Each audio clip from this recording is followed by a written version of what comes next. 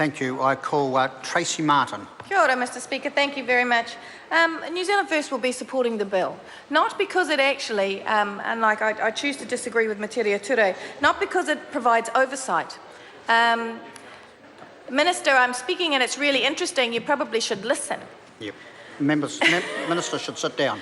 Not because it provides oversight. New Zealand First was very, very clear when the sister legislation to this bill went through that there was a major defect in that particular legislation at the time, and it was around the oversight of the regime and the regime for the surveillance of New Zealanders. It was around the warrants that were issued, and that New Zealand First felt there should have been a 3-person panel to review those warrants within a certain time frame to make sure that New Zealanders were still being protected.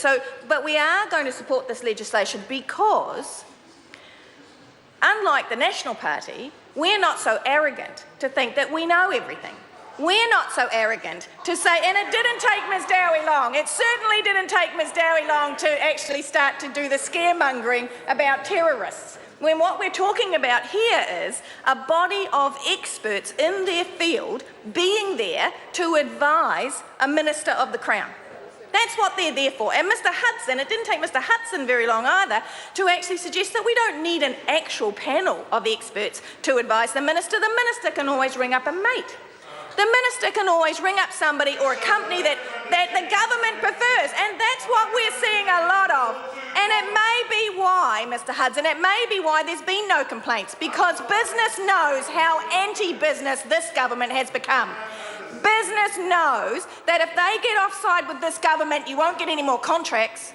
Business knows that if you get offside with this government, Ms Dowie couldn't tell us how. When she went on about that there was no middleman between the decision maker and business, that they would have full access, that they could talk about it, but Ms Dowie didn't actually answer the question asked, how? Because Ms Dowie doesn't know. And the reality is that if you annoy this government, you don't get an appointment.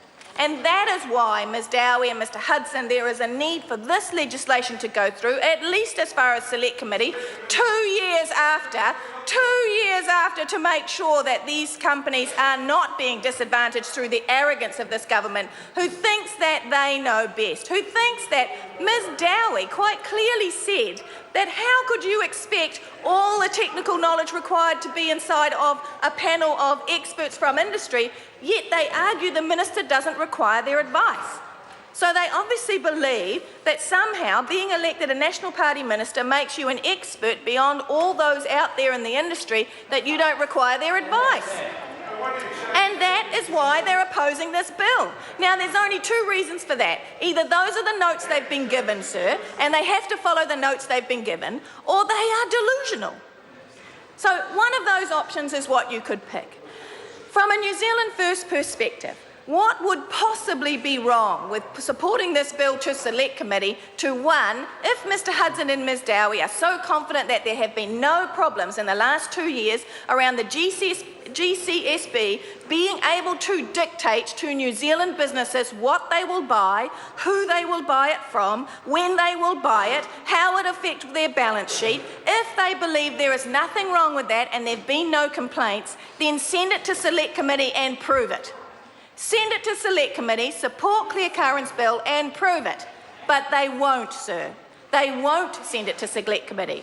And maybe there's a reason for that. Maybe they know that if this bill got to Select Committee, that the very things they say that we shouldn't be worrying about, the very things that they say are not a problem for industry, may just surface, may just come forth. Because we all know that Mr Hudson doesn't get many telecommunications companies in his firm, and we all know that there's hardly any telecommunications access in Invercargill, even though the national government says there's a massive rollout down there. Hardly anybody can pick up a phone down there.